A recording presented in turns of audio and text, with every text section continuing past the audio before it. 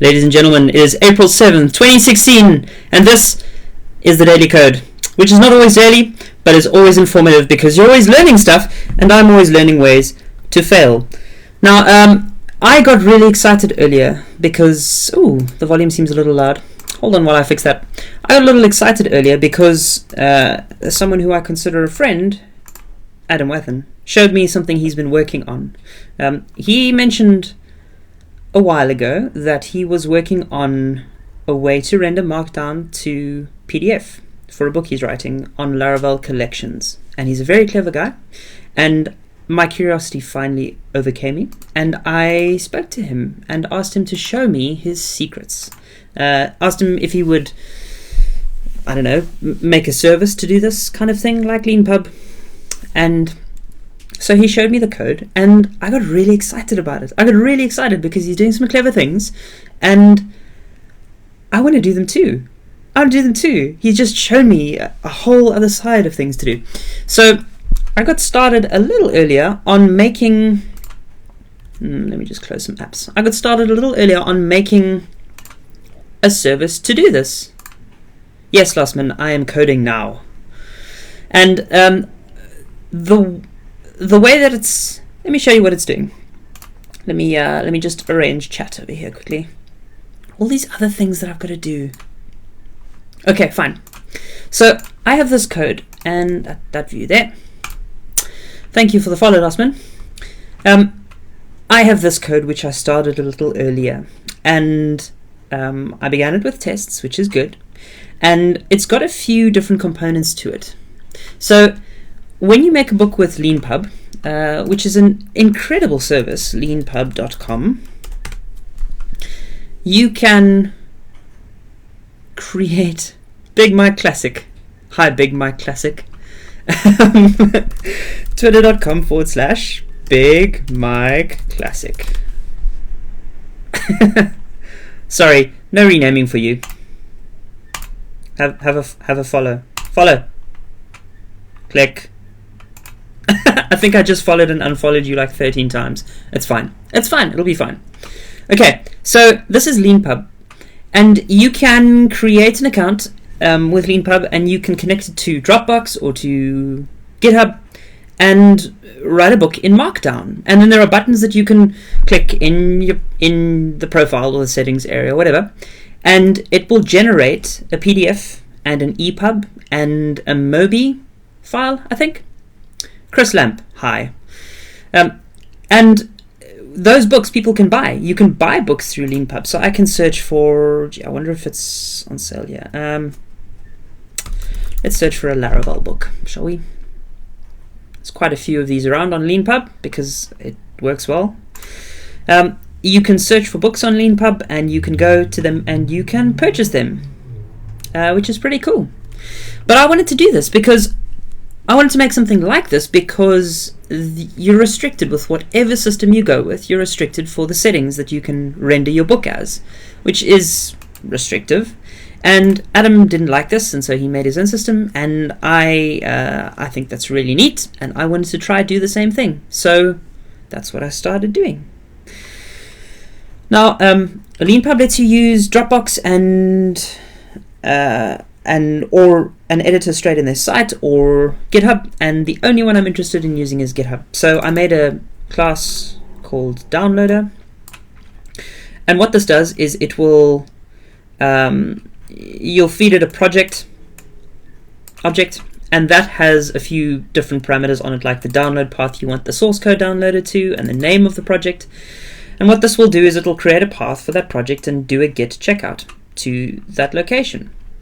So as a first step, you can write your Markdown and you can put it in a repository, and you can, keep on making commits and branches and tags for it, and then you can upload that to GitHub. And with this, you make an instance of the downloader and you download the source code of the book. That's the first step. And I have a test for this, I think. Yes. So here I'm saying get the assertchris draft project, which is a repo on GitHub. GitHub assertchris draft. There we go. Assertchris draft. It's a project on GitHub.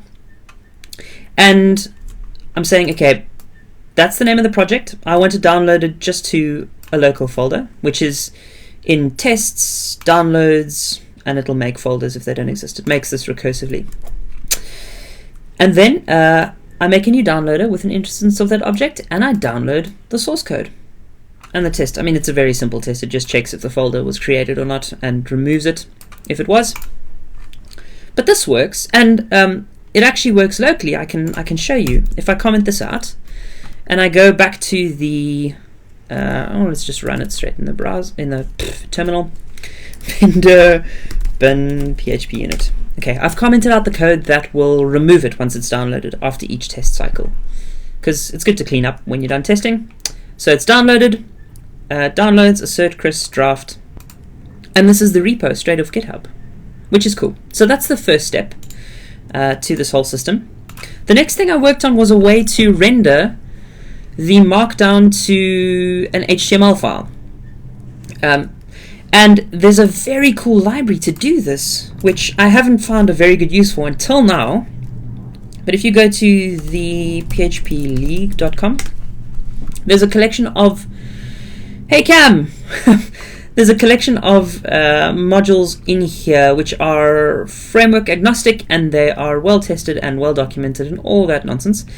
And one of the things in here is CommonMark, which is a Markdown parser.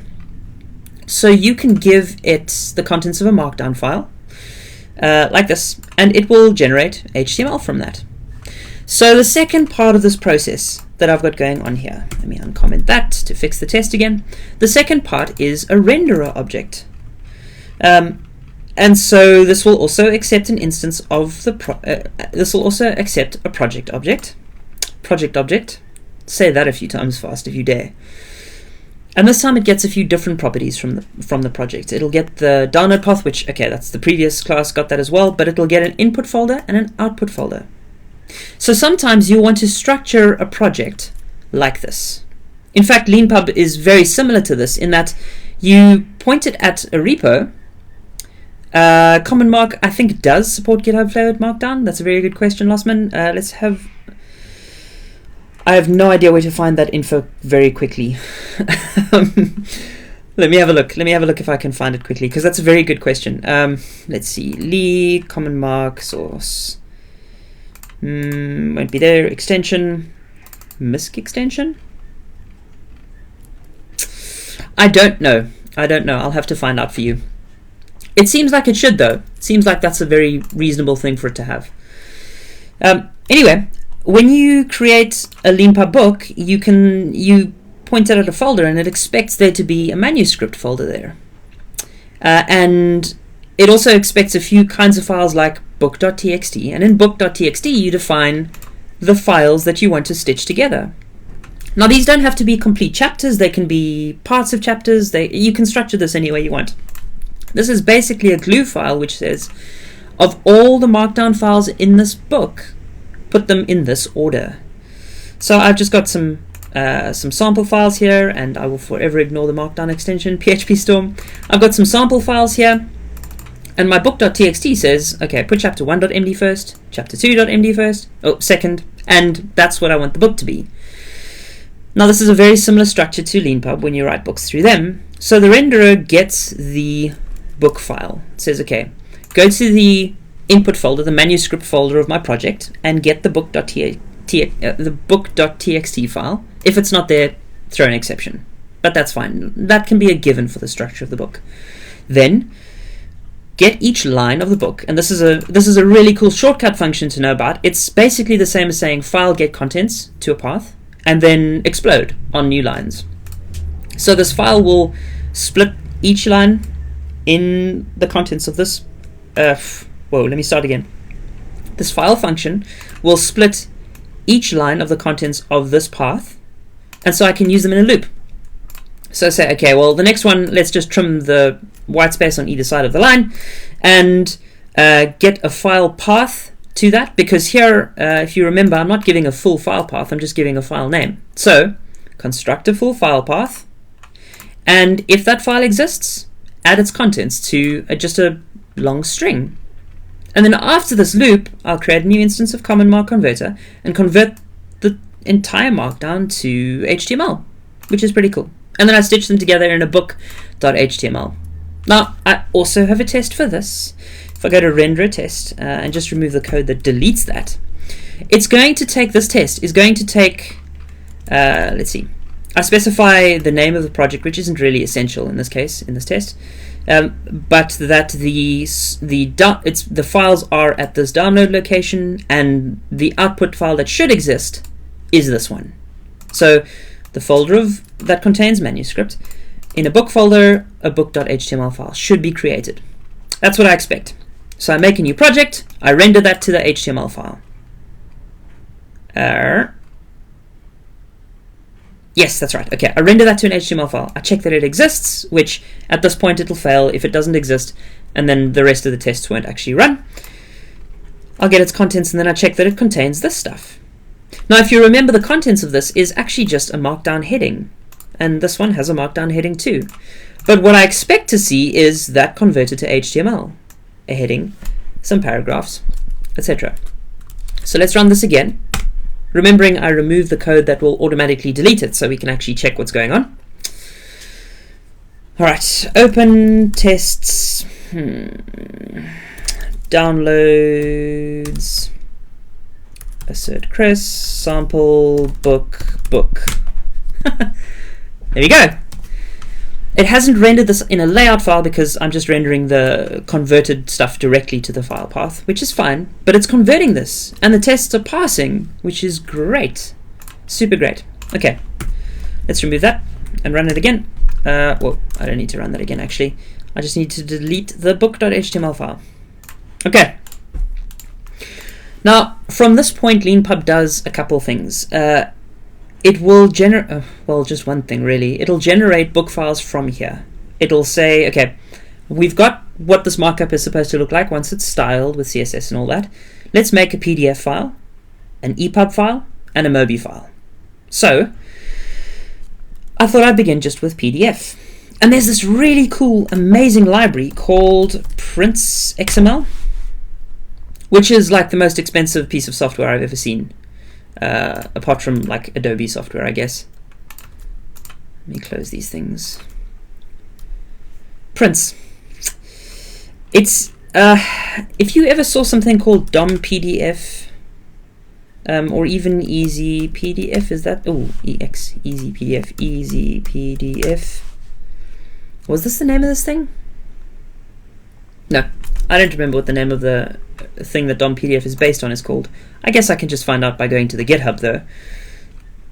Let's see, Composer JSON.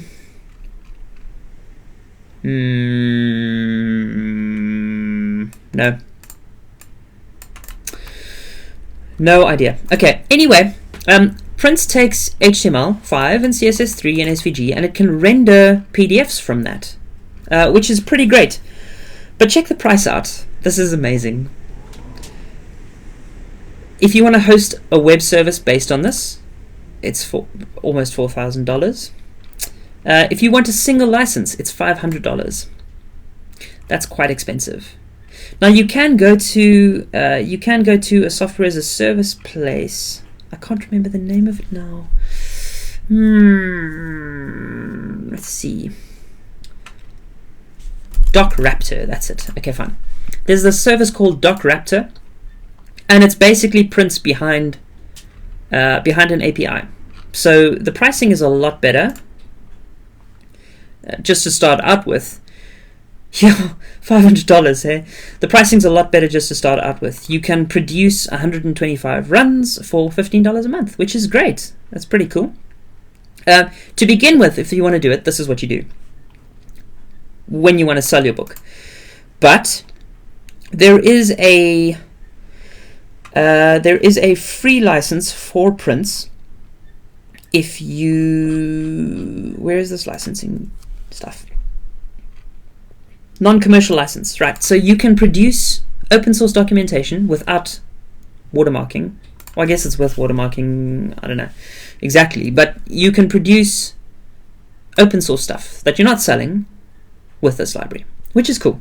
So for framework projects and people giving away documentation, they can still use this free of charge, which is good. But if you want to sell the books, you're going to have to buy a license here, or you're going to have to sign up with DocRaptor. I haven't made that decision yet because, frankly, I don't have $500 to blow on this library before I know what I'm doing. But what I've done is just I've installed the version that you get that watermarks everything. And I haven't sold anything yet, so I think I still fall within the non-commercial license of this. But I've installed a binary that you download from Prince XML's website, and you can pass in an HTML file, which is this first %s, and give -o for an output file. So I'm saying, okay, take the contents of this book HTML file and produce a book.pdf file, and this last thing is just a verbose flag, which is for debugging. So if people want debugging information, it's just going to print that out because it's an exec command. But if people want to silence that, you can send the output to dev.null.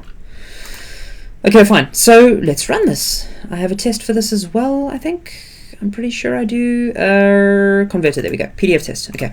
I'll remove the deletion stuff again. This test is a bit more complex, and so you'll see I actually have to use the covers annotation, because I'm making all these objects, and I don't want the test coverage to say I've covered these other things in tests, these other objects, but I want them to still be part of the test. I don't want to mock all this stuff because I couldn't be bothered. So I make a new project, I render it to an HTML file, and then I render an expected HTML file to a PDF file and assert that it exists. If we run this, oh, not that again. If we run this, then it'll create the HTML file, it'll create the PDF file, and because I've removed the deletion code, we can have a look what that looks like. So now I run the open command again, open PDF, and I have so there's the watermark. But this is the HTML converted to a PDF, and it's text, it's not images. That's pretty awesome. Now there are lots of other things you can do with Prince, and indeed the stuff that Adam's done with Prince is pretty awesome, because he's created tables of contents, he has passed CSS files to it, and you can actually pass the page media CSS stuff to Prince, and it will render page-based CSS, which is pretty awesome. Page media CSS. Let me just get some examples of the properties you can do here. Page. So you can specify the width and the height of a page. You can specify page breaks where you want. There are other things which I don't see here so much. I don't know if they're here or if I'll just have to go back to Prince XML's site. I call it Prince XML. That is actually the domain, funny enough. That's not in here. User guide. Let's see, where is their page media? Paged media. They have places, they have details here for how you can do page headers and footers. So you can say, okay, at the bottom of a page, render this kind of content, which they give you tips for how to do page numbers and total pages. It's all pretty awesome. That stuff's pretty great. This stuff is awesome, actually, that you can do this just in plain CSS. And furthermore, that Prince will pick it up is pretty awesome. So you can go crazy and you can style this stuff. And so basically that's where I am. I have code and tests, or implementation and tests, to download a GitHub repository, to convert it to HTML, and to convert that to a PDF. So that's where I am now, and I kind of want to expand on this. I want to try and tonight, I mean, I've been talking for 20 minutes, but in the rest of the show, I want to try and generate an EPUB format, and then I want to use Amazon's what is their thing? Amazon ebook converter. What's their thing? They have a command line utility, and I had it earlier. Amazon EPUB to Mobi. I was on the Kindle Gen, that's it. Okay, fine. So, Cam, I've not tried Pandoc and LaTeX. and I hear they're great, but I kind of like the idea of being able to style stuff in CSS and HTML and not worry so much about having to learn LaTeX. That's really the main thing. So this Kindle Gen thing actually takes HTML or an EPUB and makes a Mobi, which is cool. So anyway, that's what I want to do. But for the moment, I actually want to take a quick 2-minute break and get some water. So stick around and I will be back in just 2 minutes. See you now.